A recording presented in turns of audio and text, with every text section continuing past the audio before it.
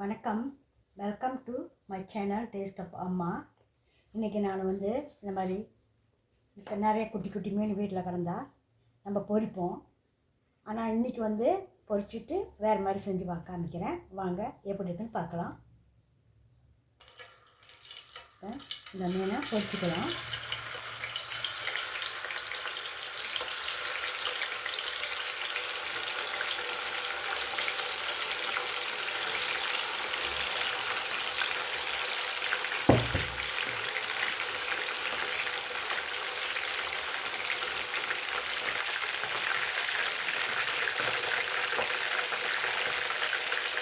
இது நல்லா பொரியணும்.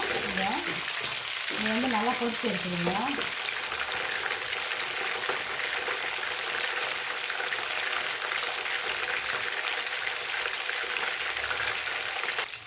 மீன் நல்லா பொரிச்சு நான் திருப்பி போடுறேன்.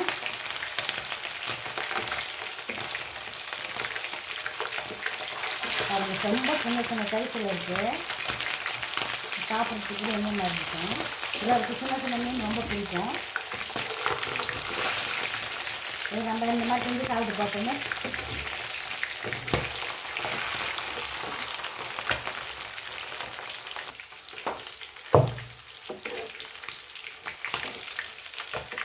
மீன் நல்லா பொரிஞ்சிருச்சு, எடுத்துக்கலாம்.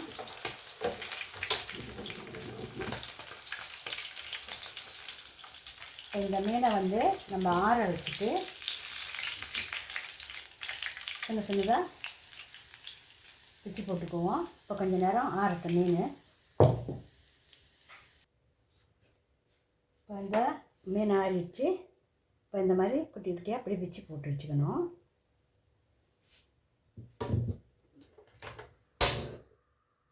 இப்போ நம்ம இந்த பாய்ச்ச அதே எண்ணெயில் நம்ம இதை நான் ஒரு வெங்காயம் எடுத்துருக்கேன். பாதி வெங்காயம் தான் இதில் நான் சேர்க்குறேன். பாதி வெங்காயம் தனியாக எடுத்து வச்சுருக்கேன்.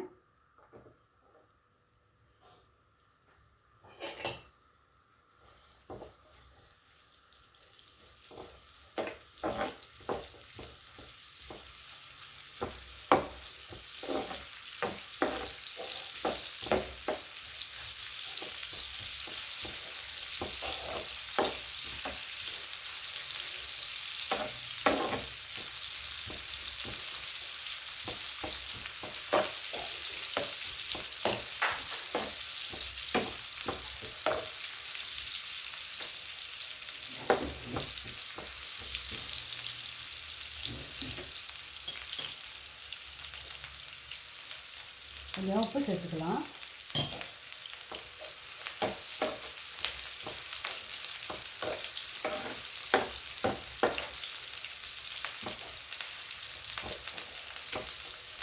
வெங்காயம் கொஞ்சம் நல்லா வதங்கணும்.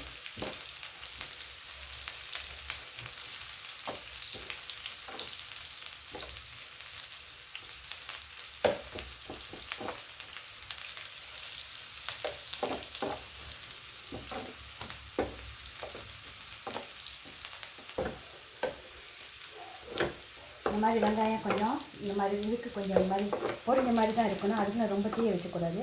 இது அரைச்ச மிளகா. இது ஒரு டீஸ்பூனு, ஒரு டேபிள் ஸ்பூன் போடுறேன். ரொம்ப வேண்டாம்.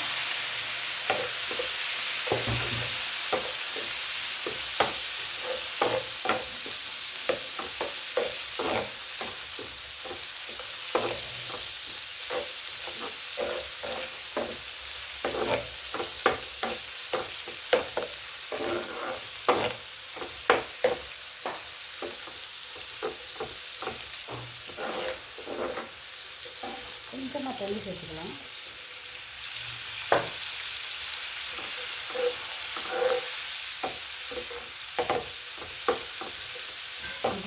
உங்களுக்கு வேணும்னா நிறையா மிளகா வேணும்னா இன்னும் ஒரு 2 கரண்டியோ 1 கரண்டியோ அரைச்ச மிளகா சேர்த்துக்கலாம். எனக்கு இது போதும்.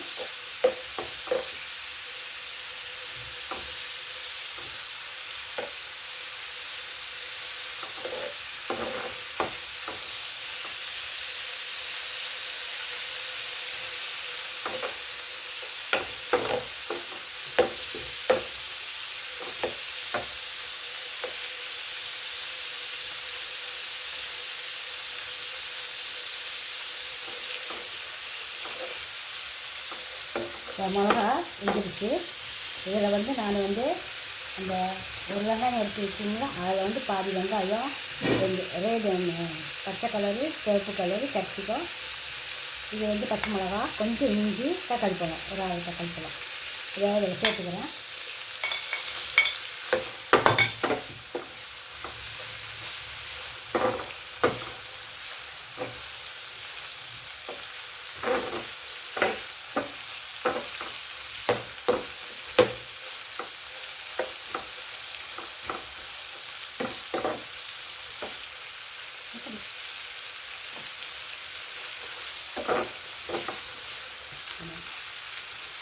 இது கொஞ்சம் வதங்கிடுச்சு. இப்போ இந்த பொரிச்ச மீனை இதில் சேர்த்துக்கலாம்.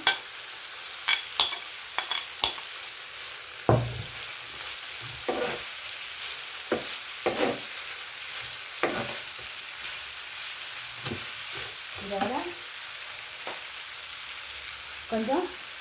கொஞ்சமாக சீரகமும் மிளகும் சேர்த்துக்கலாம். மிளகுத்தூள்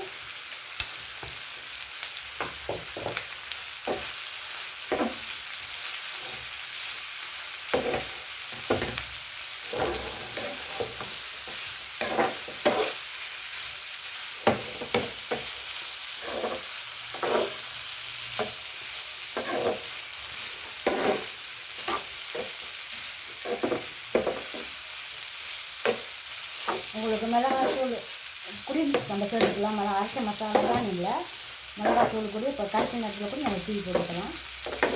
நம்ம அரைச்சி மசாலா மிளகாத்தூள் கூட சேர்த்துக்கலாம். இதுக்கு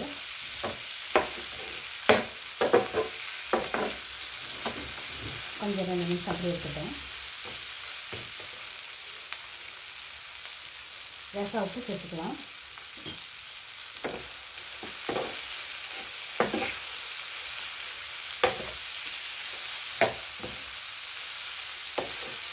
ஒரு நிமிஷத்தில் முடிஞ்சிடும் வேலை.